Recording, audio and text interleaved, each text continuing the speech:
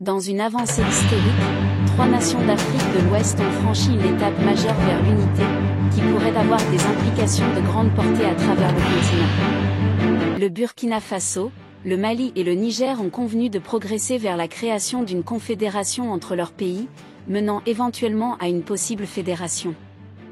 Les ministres des Affaires étrangères des 3 nations ont fait cette surprenante annonce lors d'une conférence de presse à Bamako, au Mali. La décision a été saluée par de nombreux observateurs comme un plan potentiel pour une plus grande intégration africaine.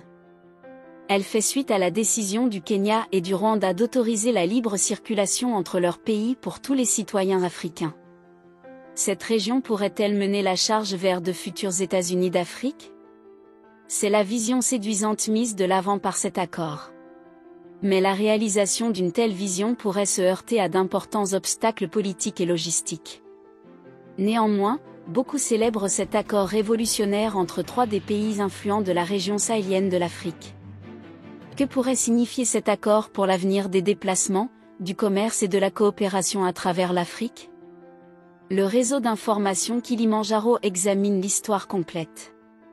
Dans une décision historique marquant une étape importante vers une intégration plus étroite, les ministres des Affaires étrangères du Burkina Faso, du Mali et du Niger ont recommandé la création d'une confédération, ouvrant la voie à une future fédération. Cette décision capitale, prise après une réunion de 2 jours à Bamako, souligne le désir inébranlable de ces États sahéliens de resserrer leurs liens et de relever collectivement les défis communs. La confédération proposée prévoit un renforcement de la coopération dans des domaines cruciaux tels que la diplomatie, la défense et le développement. Les ministres des Affaires étrangères ont souligné l'importance de ces piliers dans le renforcement de l'intégration politique et économique entre les 3 pays. Cette initiative s'appuie sur une série de mesures prises par le Burkina Faso, le Mali et le Niger pour consolider leur collaboration.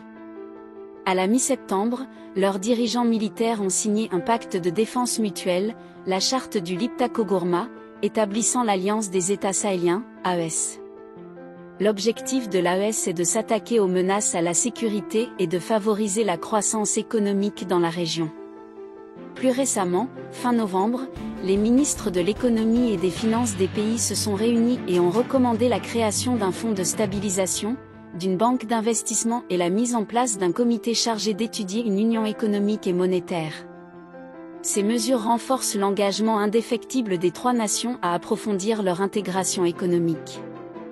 La recommandation d'une confédération représente une étape audacieuse vers un avenir plus unifié pour le Burkina Faso, le Mali et le Niger.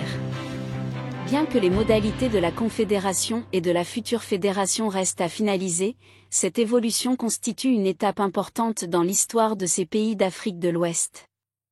La fédération envisagée est porteuse de plusieurs bénéfices potentiels pour la région. Une coopération accrue pourrait améliorer la sécurité, stimuler le développement économique et renforcer la gouvernance. En mutualisant leurs ressources et leurs compétences, le Burkina Faso, le Mali et le Niger pourraient relever plus efficacement leurs défis communs et renforcer leur position sur la scène internationale. S'il existe des défis potentiels à prendre en compte, le processus de formation d'une fédération nécessitera des négociations et une planification prudente pour veiller à ce que les intérêts des 3 pays soient pris en considération. De plus, la fédération devra traiter des questions telles que la répartition des pouvoirs et la gestion des ressources partagées. En dépit de ces défis, la perspective d'une fédération offre une vision prometteuse pour l'avenir du Burkina Faso, du Mali et du Niger. En travaillant ensemble, ces pays peuvent surmonter les obstacles et bâtir un avenir plus prospère et plus sûr pour leurs citoyens. Cette étape historique vers l'unité marque l'aube d'une nouvelle ère d'espoir et de progrès pour la région. Dites-nous ce que vous en pensez, est-ce que cette décision jette les bases d'une intégration plus large du continent africain? Faisant suite aux décisions du Kenya et du Rwanda autorisant tous les Africains à visiter leur pays sans besoin de visa? Rejoignez la conversation et n'oubliez pas de vous abonner au réseau d'information Kilimandjaro, la voix authentique de l'Afrique. Le réseau d'information Kilimandjaro diffuse en swahili, arabe, anglais et français.